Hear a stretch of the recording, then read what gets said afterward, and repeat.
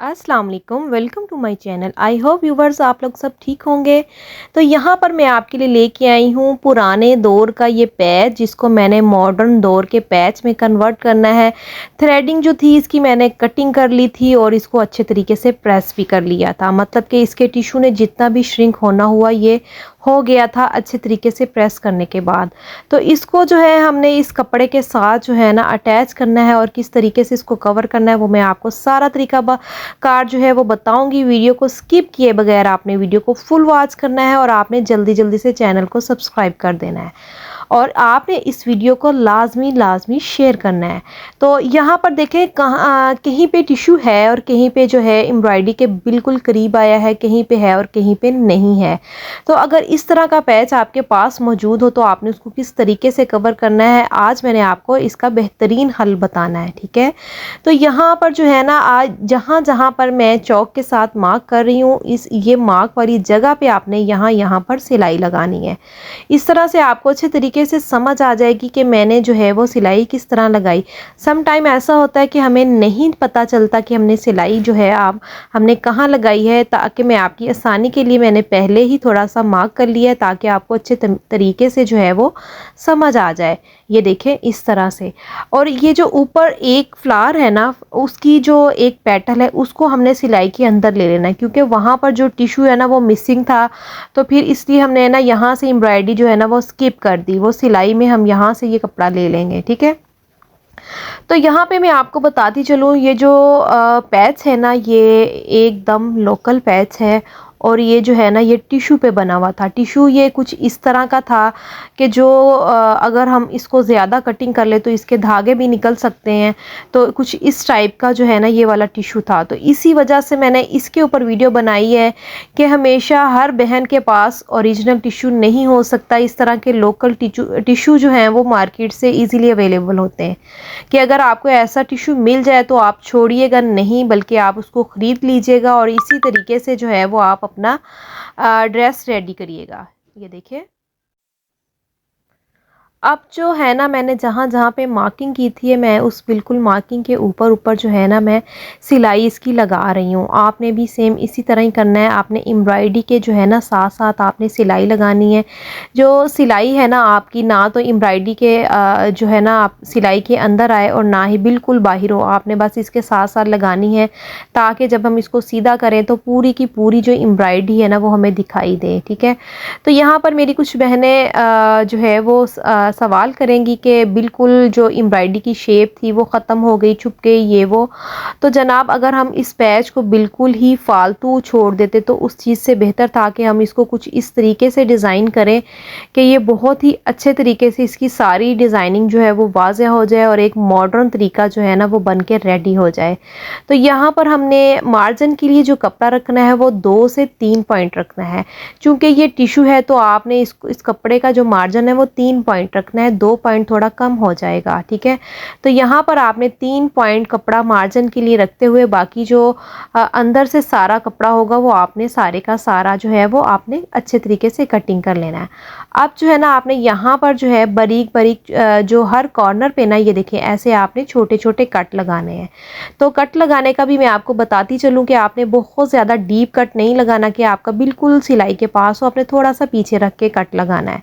अब जो है ना आपने अगर तो आपसे हाथ की मदद से सीधे हो जाए तो ठीक है, अदरवाइज़ आपने पेंसिल की बैक साइड से आपने इसको सीधा कर लेना है। ठीक है, पेंसिल की बैक साइड से भी सीधा करने का मकसद यही है कि इसके बैक पे नोक वाली कोई चीज़ नहीं होती है।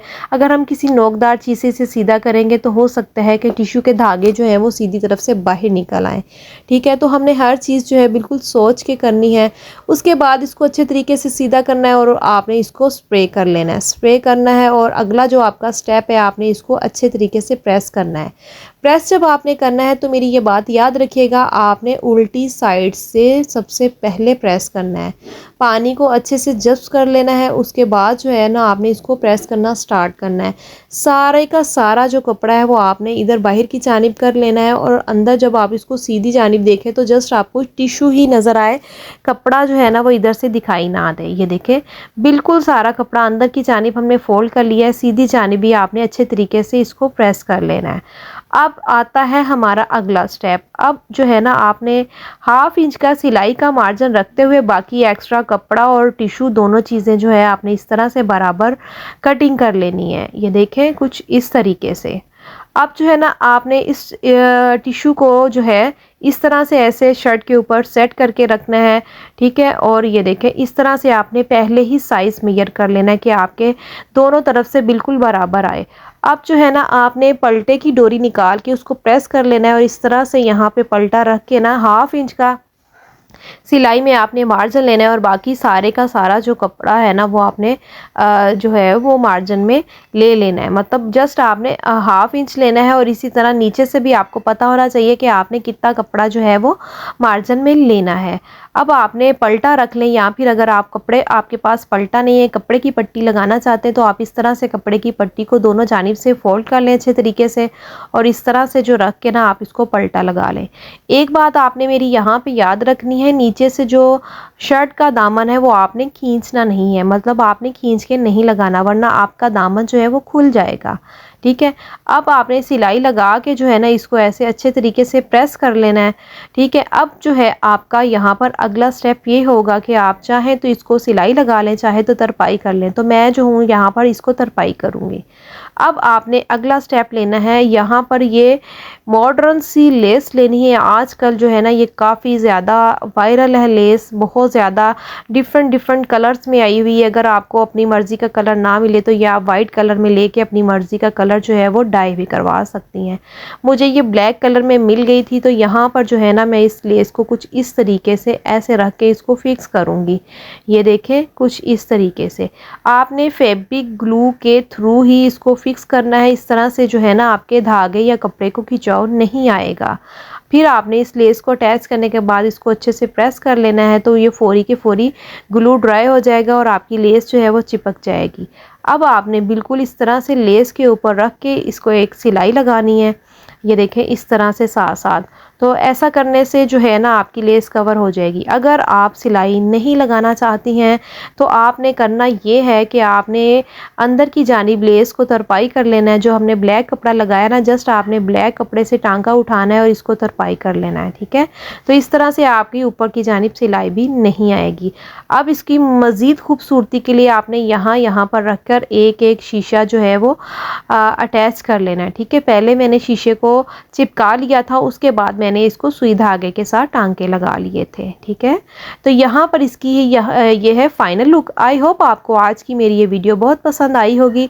जो न्यू देखने वाले हैं वो जल्दी जल्दी से मेरा चैनल सब्सक्राइब कर दें, लाइक करें, शेयर करें और अच्छा सा कमेंट करके मुझे बताइएगा कि आपको ये खूबसूरत सा बॉर्डर डिज़ाइन, दामन का डिज़ाइन कैसा लगा है।